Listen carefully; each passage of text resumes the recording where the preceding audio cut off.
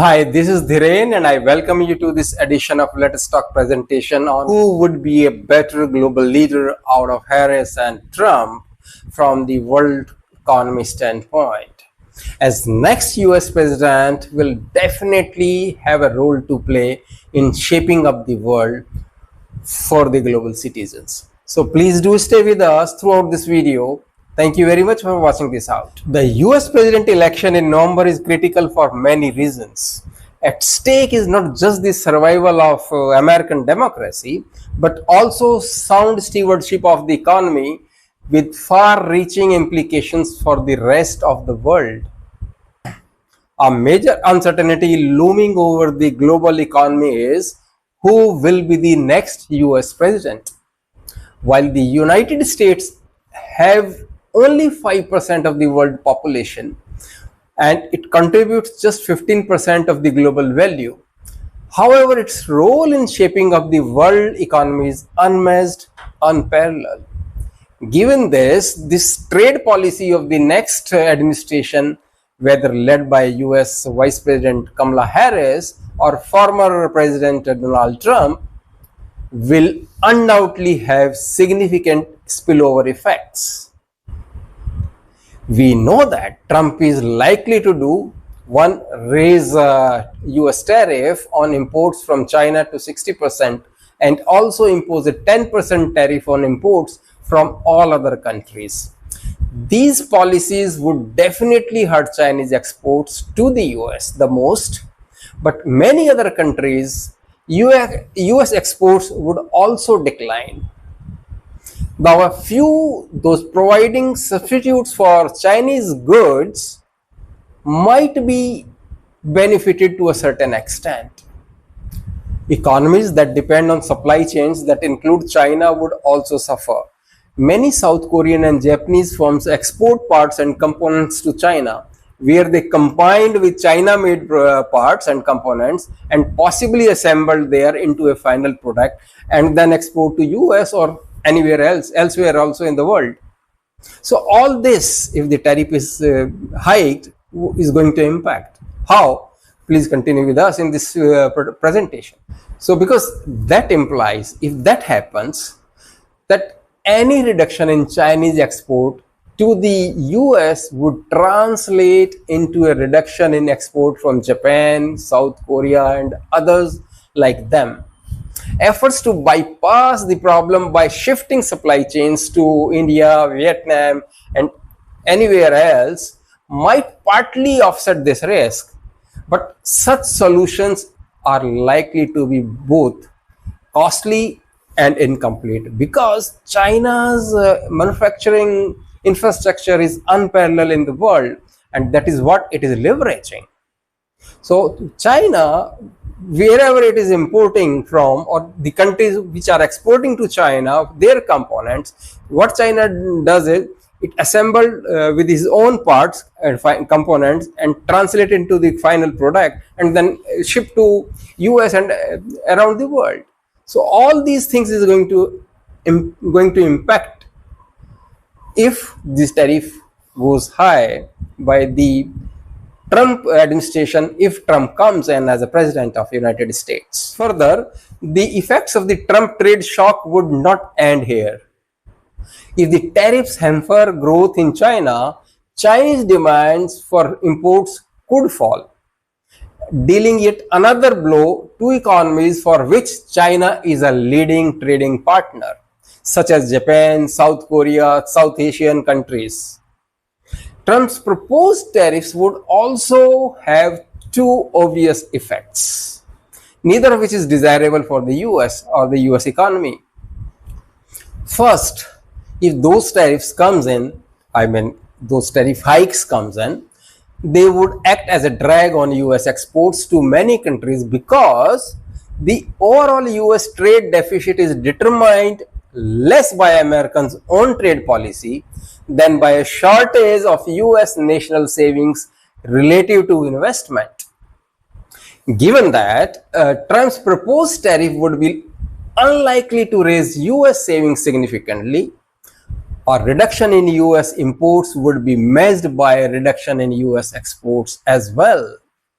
With that, America's relative importance as a trading partner for many countries may decline, and which would be a significant impact in the times to come.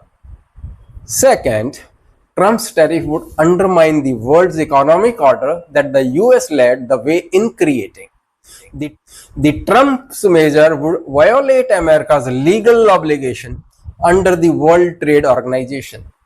But with the US having spent years weakening the WTO's dispute settlement mechanisms, the body is unlikely to be able to check Trump's protectionism. So this would reinforce the sense that the US does not play by the rules and would encourage other countries, particularly those grappling with higher level of inequality, to implement retaliatory tariffs or other protectionist policies. As you know, populist politicians often tout trade barriers as a solution to the inequality,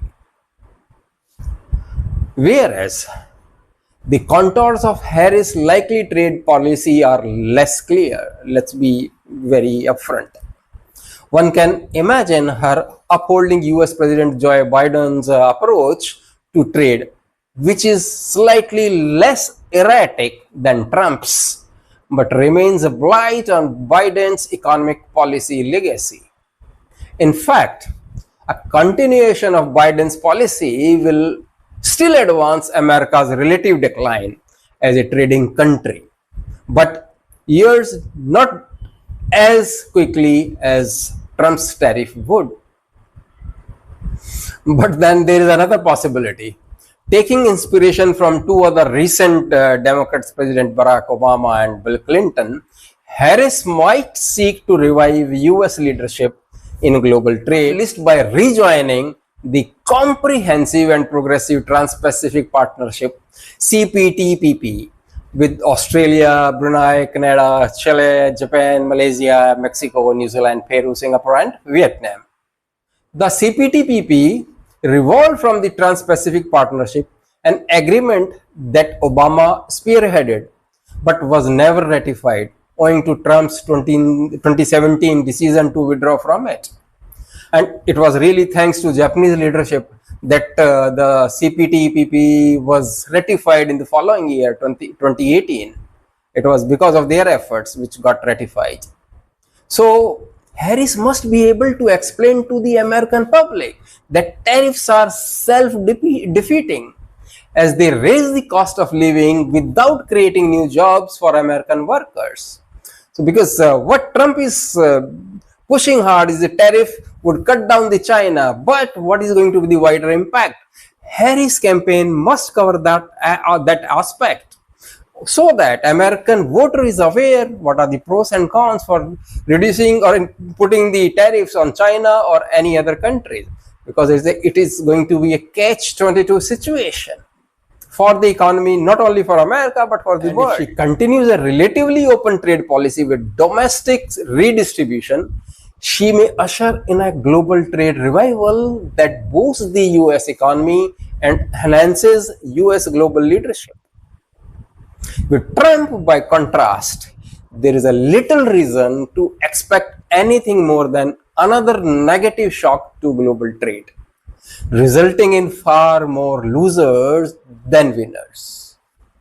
At the end, Harris needs her own economic policy to re-establish US business supremacy and the lead at the world for which it has been known. So those precautions has to come from Harris in her new policy, which is not very clear, which is not been evident as of now. And not only the Americans, the whole world is watching Harris' new economic policy that not only impact the America but the world as well. Let us not forget that Trump has called the WTO a disaster and threatened to withdraw from the body. And further, he also accused China and other members of the body of abusing WTO rules that give developing countries more flexibility, whereas Harris has said that she wants to reform the World Trade Organization, which is more pragmatic. There might be challenges, there might be an issue with WTO rules, but it's not to withdraw from it. Rather, go do a deep dive and figure it out what is working, what is not working for the larger interest, including US, and then try to work upon that piece and bring that ratification in the system, in the rules and regulations, so that it is a win-win scenario for developing countries as well as for the developed countries, rather than withdrawing it unilaterally. So that is immaturity to me. So from this standpoint, Harris has taken a right stand that she wants to revisit and reform WTO, which is required. Further, the Biden-Harris administration has pushed for changes to the WTO's dispute settlement mechanism, even as it has continued Trump's and Obama's practice of blocking the nominees to its appeals court, saying that China is gaming the system. Last but not the least, it is impossible to know what shocks the US economy will face in the next 4 years. But given Donald Trump's stated objectives, and I'm sorry, ill-considered policies, proposals, there can be a little doubt that the economy of 2028 will be much stronger, more equal, more resilient if Kamala Harris wins November's presidential election. Because how I look at it is, she takes the approach more pragmatic. She's been into the system. She has already brought certain modifications, certain reforms in the system while working as vice president, and I'm sure she's going to help that further. With this is Dhirendra Gaur signing off. Hope you like this presentation. Please do subscribe if you haven't, and also provide your comments in the section below. Thank you very much. Stay safe. See you soon.